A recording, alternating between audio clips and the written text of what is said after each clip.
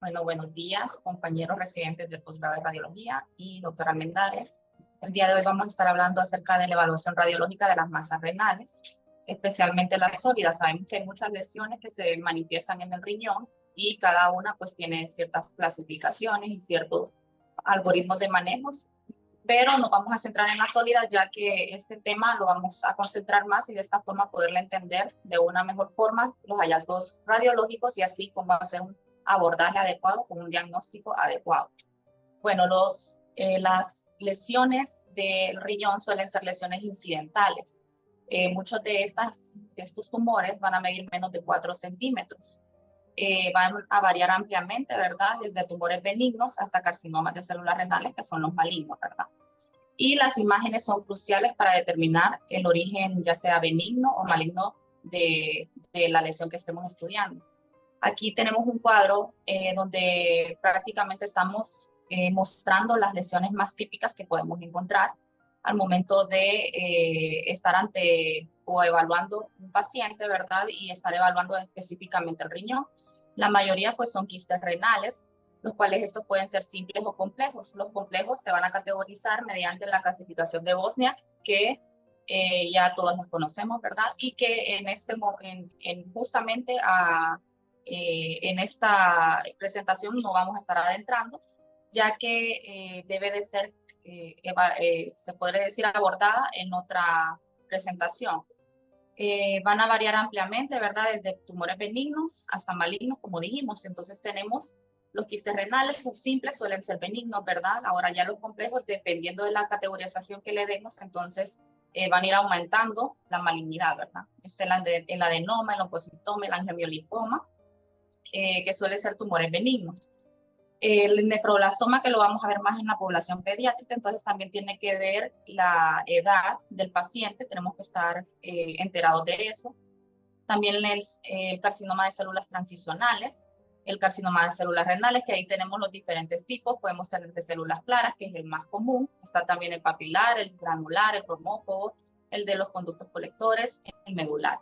También tenemos metástasis, que estas se van a sospechar cuando ya hay un primario conocido, y hay otros que son mucho menos frecuentes, como ser el sarcoma y el mangiopericitoma, así como el leiomioma. Entonces, en la población adulta, que es donde nos vamos a estar enfocando, los quistes simples pues son prácticamente las lesiones más comunes que vamos a ver. Entonces, aquí las tenemos, ¿verdad? Dentro de esos quistes pueden ser simples y complejos. Y dependiendo de cómo lo miremos mediante los estudios de imagen, ya sea por tomografía o resonancia, entonces lo vamos a categorizar. Sin embargo, cuando nosotros estamos ante una lesión que es sólida, entonces tenemos lesiones sólidas que son benignas y que son malignas. Y eso es lo que debemos de saber evaluar al momento de encontrarnos con uno. Entonces, en las lesiones benignas, la más común encontrada es el angiomiolipoma, que lo vemos aquí en azulito, y también los carcinomas, el carcinoma de células renales, perdón, es uno de los más comunes, sin embargo, este es uno de los malignos. Entonces, dentro de estas que nosotros consideremos puede ser algo maligno, entonces tenemos otros diferenciales, que pueden ser también tumores benignos, pero se traslapan tanto sus características que debemos de conocerlos y debemos de hacer los diferenciales para poder llegar a un diagnóstico oportuno. Entonces, tenemos dentro de los diferenciales el leucocitoma, el angiomiolipoma pobre en lípidos y el carcinoma de células transicionales, que ya vamos a ver cómo se va a manifestar cada uno para que podamos tener un abordaje adecuado. Entonces, antes de hablar de cómo se manifiestan estas lesiones, es importante saber el protocolo que vamos a utilizar mediante el estudio de tomografía cuando nos encontremos con una lesión sólida en riñón. Entonces, tenemos diferentes fases. Está la fase simple, que es importante, ¿por qué? Porque ahí evaluamos si es líquido, si es grasa o si tiene hemorragia. Si es líquido, pues podemos estar ante una entidad benigna como ser un quiste simple. Ahora, si ya tiene otros componentes como ser sólidos, calcificaciones, entonces ya debemos de continuar el estudio en las otras fases para determinar su naturaleza. Si es grasa, pues usualmente una grasa macroscópica indica benignidad, como ser un angiomiolipoma. Si es hemorragia, pues usualmente son quistes que se complicaron con alguna hemorragia, ¿verdad? Entonces, eso también nos indica la naturaleza de la lesión. En la fase córtico-medular, usualmente esta va a ser desde los 20 a los 70 segundos posterior al medio de contraste. Un corte aproximado o medio, según la literatura, puede ser a los 40 segundos. Y aquí ya vemos cuando el medio de contraste está llegando a los riñones, ¿verdad? Y se diferencia adecuadamente la corteza de la médula. Entonces ahí vemos cuando empieza el realce y ser captado por el parénquima renal. Sin embargo, la máxima captación del contraste es en la fase nefrográfica, que la vemos en la figura C. Esta va desde los 80 a los 120 segundos, una media aproximada de 95 segundos. Y aquí es donde el parénquima renal está realzando de forma máxima.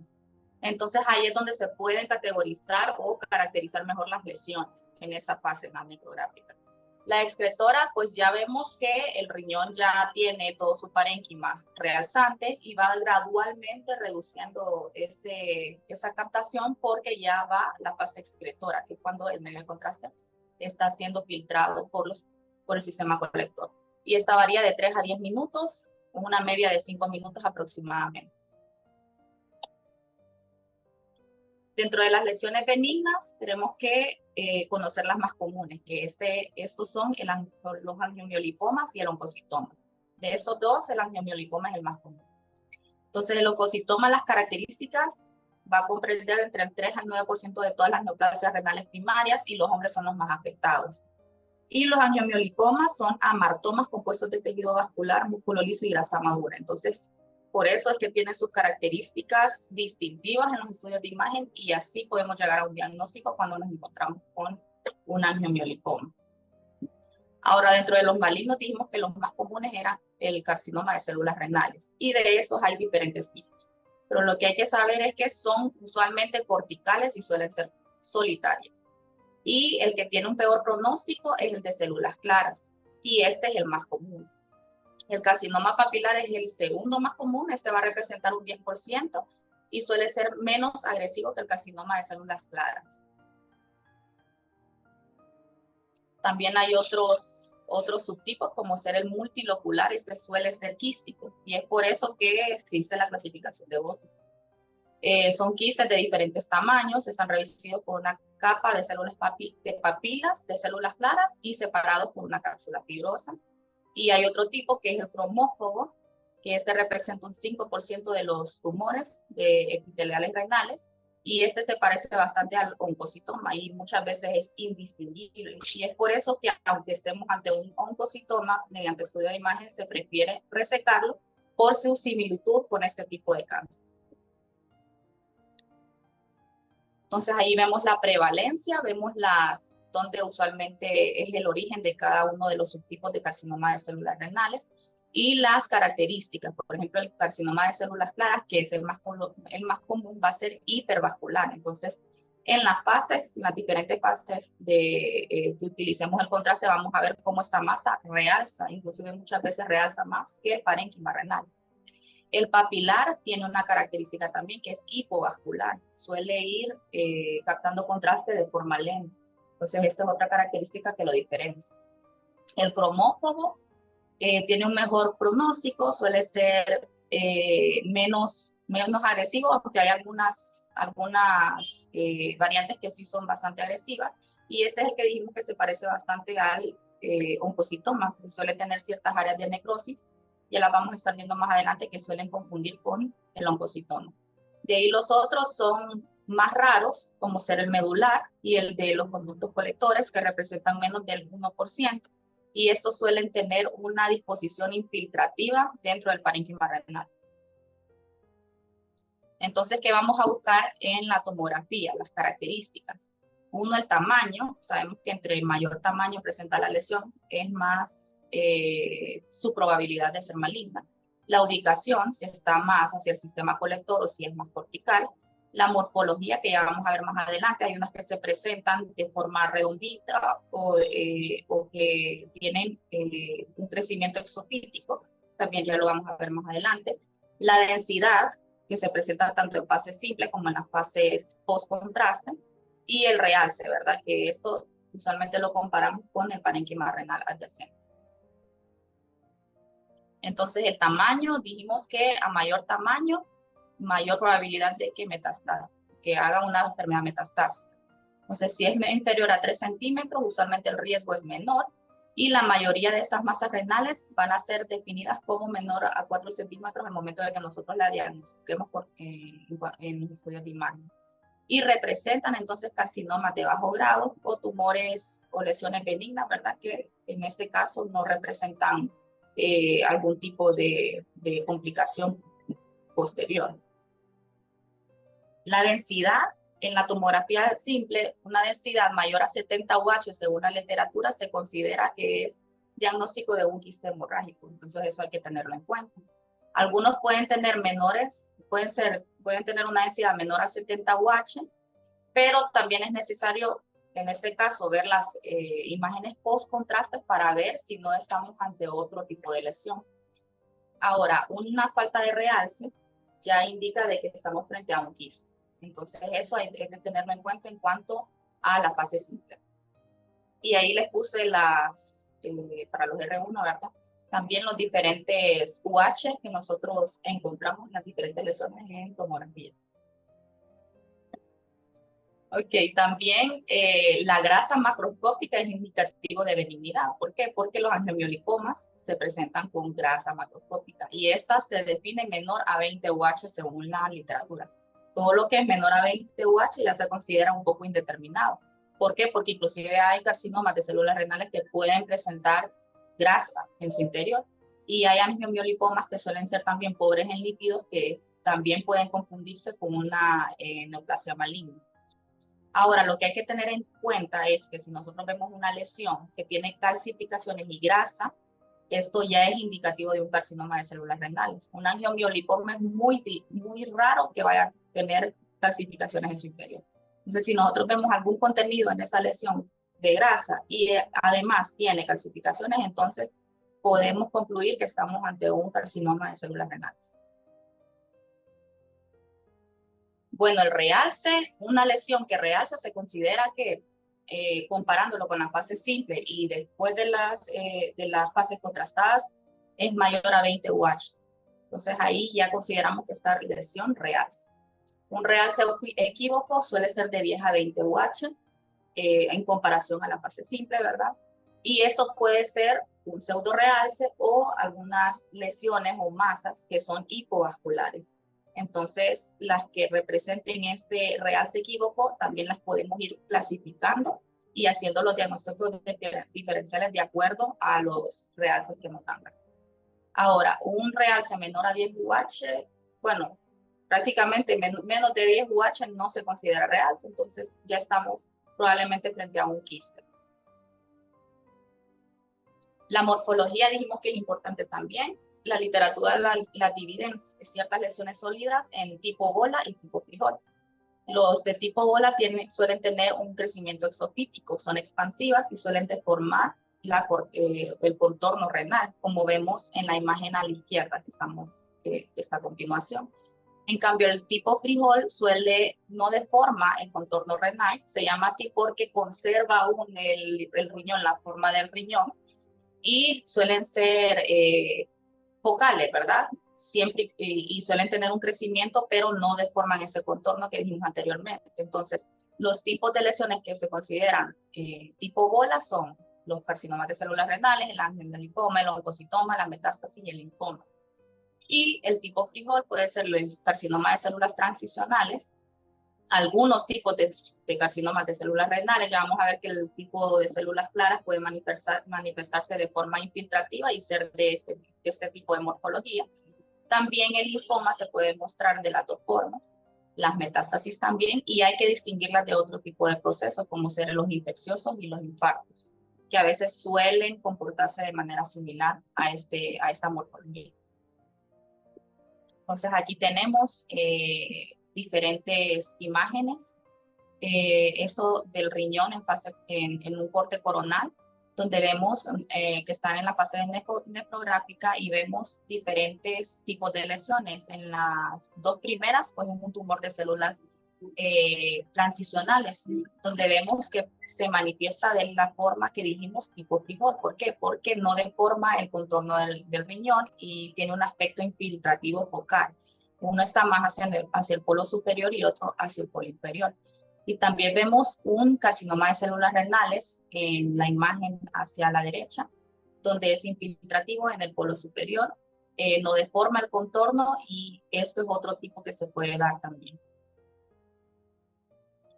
Vemos otras lesiones que pueden ser de tipo frívolo infiltrativas, como ser el linfoma, las metástasis también. Y vemos cómo se parecen, ¿verdad? Entonces es importante saber la historia clínica del paciente y saber los antecedentes también del paciente. Otras entidades que también pueden tener este tipo de morfología es la pielonefritis, de un contexto, ¿verdad?, de infecciones urinarias a repetición, por ejemplo. También es importante ver los cambios adyacentes en la grasa, porque eso nos indica que puede estar estamos ante un proceso inflamatorio o infeccioso. Y también los infartos pueden mostrarse de esta forma. Ahora, los tipo bola, aquí tenemos un ejemplo de un carcinoma de células claras en este caso.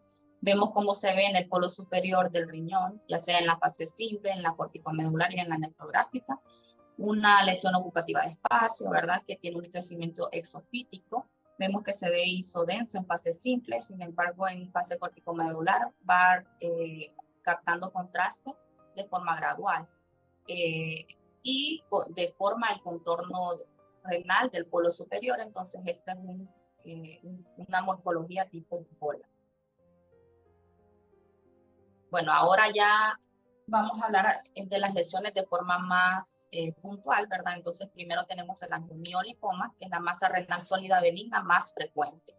Entonces ya dijimos que está compuesta por diferentes tejidos, el angiomatoso, músculo liso y grasa, y lo vamos a diagnosticar viendo la grasa macroscópica por tomografía. Entonces ahí en la imagen a la derecha tenemos un corte transversal de un riñón, en este caso el izquierdo, donde está en fase simple y en fase corticomedular en este caso. Vemos que desde la fase simple se ve una hipodensidad en su interior y es similar a la grasa macroscópica que vemos alrededor. Y asimismo esa parte no realzó, ¿verdad? No captó contraste y sigue siendo de las mismas densidades de la grasa macroscópica. Entonces esto ya es indicativo de un angiomiolipoma. Tenemos también otra imagen similar, solo que en este caso es en el riñón derecho. Vemos que tiene una morfología tipo bola. Tiene densidades grasas en su interior, se ve hipodensidades, similar a la grasa macroscópica que vemos alrededor, y no capta contraste tras la administración del mismo, y esto también es indicativo de un angiomiolipoma. Ahora, ¿qué trampas o qué pitfalls tenemos que estar pendientes? Vemos una masa en sitio anatómico del riñón derecho, de crecimiento exofítico, vemos que es de gran tamaño, tiene densidad grasa en su interior. Sin embargo, vemos que también en la periferia tiene calcificaciones. Entonces dijimos que cuando se manifiestan estos tres tipos de tejido, ¿verdad?, ya sea densidad, tejido blando, grasa y calcificaciones, entonces este fue un carcinoma de células renales por histopatología. Ahora hay otras lesiones que suelen ser un poco indeterminadas. Aquí vemos una lesión ocupativa de espacio en el polo inferior del riñón derecho. Vemos en las diferentes fases, ¿verdad? Se ve de tejidos blandos en la fase simple, con leve hiperdensidad en comparación al parénquima renal circundante. Vemos que capta contrastes en la fase post-contraste, y este resultó ser un angiomiolipoma pobre en lípidos. Ahora, el oncocytoma es la segunda masa renal sólida benigna más frecuente, tiene bordes delimitados y tiene también un realce uniforme por tomografía, y se diferencia en que va a tener una cicatriz central, que es la que vemos aquí como área hipodensa en su interior. Sin embargo, esta cicatriz central puede confundirse con áreas de necrosis si estamos comparando, por ejemplo, un tumor maligno como ser el carcinoma de células renales, que puede tener ciertas áreas de hipodensidad en su interior sugestivas de necrosis. Entonces, como son similares o indistintos por imagen, muchas veces se prefiere la resección. Aquí tenemos otro ejemplo de oncocitoma, Y esta es una tomografía contrastada donde vemos que en el polo inferior del riñón derecho se observa una imagen de crecimiento exofítico bien delimitada con aripodensia en su interior, y tras el estudio de histopatología resultó ser un oncocitoma. ¿Qué trampas podemos tener? Pues aquí tenemos una masa de gran tamaño que ocupa la mayor parte de la región interpolar y el polo superior del riñón izquierdo. Vemos que capta el contraste en las fases contrastadas. Vemos que tienen áreas hipodensas en su interior que inclusive se pudiesen confundir con una cicatriz central. Sin embargo, este resultó ser un carcinoma de células renales. Ahora, dentro de los carcinomas de células renales está el de células claras. Este es el más común, representa un 70% de todos los subtipos. Surge de la corteza y suele ser expansivo, de crecimiento exofítico. Es una lesión hipervascular, quiere decir que va a captar el contraste, y frecuentemente es heterogénea. ¿Por qué? Porque va a tener bastantes áreas de necrosis. Suele tener hemorragia también, o componentes quísticos, o calcificación. También en ciertos casos puede tener grasa extracelular, que es lo que a veces puede confundir, por eso hay que tener claro cómo se manifiesta. Y como dijimos anteriormente, una masa con calcificaciones y grasas siempre considera la posibilidad de un carcinoma de células renales. Bueno, aquí tenemos una imagen del corte axial a nivel de los riñones. Vemos en fase simple y la fase contrastada, esto en la fase nefrográfica, cómo se observa en la región interpolar del riñón izquierdo una masa de crecimiento exofítico. Vemos que se ve redondeada y asimismo realza tras la administración del medio de contraste, inclusive casi igual que el parénquima renal, entonces es un realce ávido. Y tiene ciertas áreas centrales hipodensas que son sugestivas de necrosis. Este resultó ser un carcinoma de células renales tipo células claras. Aquí tenemos otra que es similar a la imagen que vimos anteriormente, solo que en el riñón izquierdo. Y sí tener presente, ¿verdad?, el crecimiento del tumor, las características internas, como ser esas áreas de necrosis hipodensa. Este también resultó ser un carcinoma de células renales tipo células claras. Ahora, el carcinoma de células renales tipo papilar, este es el segundo subtipo más común, suele ser homogéneo e hipovascular, esa va a ser la diferencia. Quiere decir que no va a realzar tanto como el de células claras. Y por eso hay que tenerle cuidado, porque muchas veces puede confundirse con un quiste. Entonces, sí, y por eso también la clasificación de Bosnia. Entonces, vemos que hay una lesión, en este caso en el riñón izquierdo, más que todo cortical. Vemos que también tiene un crecimiento exofítico leve, pero lo tiene, y realza de forma sutil tras la administración del medio de contraste. Solo diferencia de 10 a 20 UH según la literatura, y este resultó ser un carcinoma de células renales tipo papilar. Aquí tenemos otra lesión similar. Vemos que este está en el polo, bueno, en la región interpolar siempre del riñón, en este caso derecho. Vemos que se ve isodenso en fase simple, hipodenso en las fases contrastadas. Presentó ligera hiperdensidad tras la administración del medio de contraste, pero no un realce ávido como lo esperaríamos en otros subtipos, y este también resultó ser un carcinoma de células renales tipo papilar. Ahora, el cromófobo, este suele ser una lesión sólida, bien delimitada, ligeramente lobulada. Puede tener una cicatriz central o patrón de realce en rueda de radio, similar a los oncocitomas. Y este es el que se confunde con el oncocitoma. Muchas veces no es posible diferenciar los ambos, entonces se prefiere la resección quirúrgica, como lo dijimos anteriormente. El carcinoma de células de transición, dijimos que tenía de todo esto un crecimiento diferente o infiltrativo, ya sea tipo frijol. Entonces, este usualmente va a surgir de las células epiteliales que recubren el tracto urinario, y por ende no es tan cortical, ¿verdad?, sino que es medular y a veces se extiende hacia la corteza. Entonces se observa como un tumor de bajo grado que produce una masa intraluminal focal en el sistema colectorrenal. Muchas veces se puede confundir con otros tipos de procesos, ya sea infecciosos, inflamatorios, que vimos anteriormente. Y van a alterar la arquitectura regional del seno renal adyacente.